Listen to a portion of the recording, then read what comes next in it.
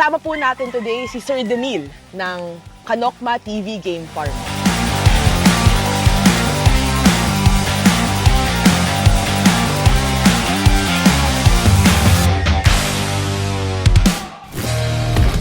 Nag-start ako nung high school. Unti-unti, pagdating natin ng mga college, medyo gumaganda na yung baon natin. Yung mga time na nakakapag-ipon tayo para makabili tayo ng mga maayos na materyales.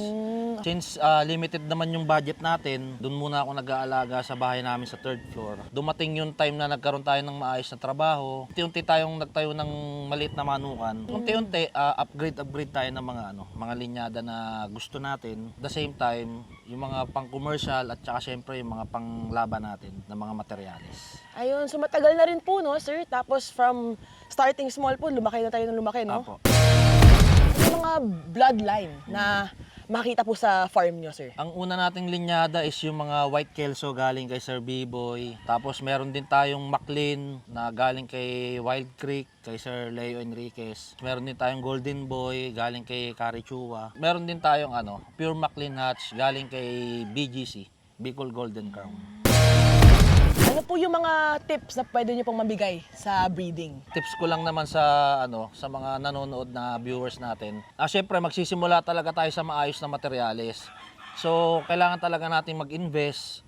Mamili tayo kung ano yung linyada na gusto natin. Testingin muna natin kasi ako sa experience ko, kumuha ako ng materyales sa isang breeder. Tapos binread ko, syempre, in-expect ko super siya. So sabi nga nila, hindi naman perket bumili ka ng ganito, eto na kagad yung resulta. So bago mo siya ibenta talaga, kailangan tetestingin mo. Kung sakaling maganda yung magiging performance ng iaanak niya sa'yo, pwede ka ng mag-share pa konti-konti. Kapag para sa'yo, hindi maganda resulta, hanapin mo, baka dito siya tutugma sa kabilang linyada. Basta parang mo siya, titimpla-timplahin mo rin talaga.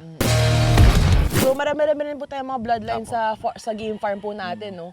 Saan naman po kayo nagko-compete, sir? Madalas kami sa sa Santa Monica. Promoter kami ng ng bakal sa bakal. Napapadayo rin kami dito sa Batangas, diyan sa May Darasa, sa Lipa, sa Bawan. Yung bakal sa bakal po ay binuo po namin magkakapatid. Kaya po siya tinawag na bakal sa bakal. Kumbaga parang patalasan po ng tari. Tari sa tari. So, ginawa po namin, bakal sa bakal na lang. Binuo namin yung bakal sa bakal 2 years ago. Pang na po namin, 7 na event na po. Season 7 na ng bakal sa bakal. Dami na rin pala, no? Apo, marami na. Dami At malapit-lapit na po yan. Kailan po siya, sir? Ayan po, ang bakal sa bakal 7 po ay gaganapin po sa December 12.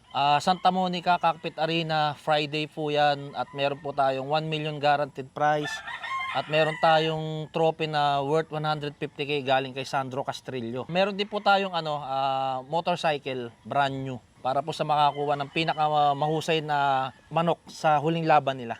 Ayan, dami pong papremyo. Opo. So punta po tayo sa Bakal sa Bakal na event po ni Sir Demil tsaka ng kapatid niya po, si Ninong Art. Ayun. So, yung Canocma Game Farm po ba? Private po ba to or commercial? Semi-commercial. 70% ng palahi ko is ginagamit namin para sa mga pangsarili namin laban. Tapos 30% para sa mga pangbenta, mga pang-share sa mga gustong mag-acquire. Okay. So, pag gusto po ng mga viewers natin, makapunta po sa Canocma Game Farm, tsaka makabili po ng mga manok. Saan po sila pupunta? Ano po yung contact details? Ayan, pwede nyo pong i-search sa Google Map or sa Waze po, Canocma TV Game Farm.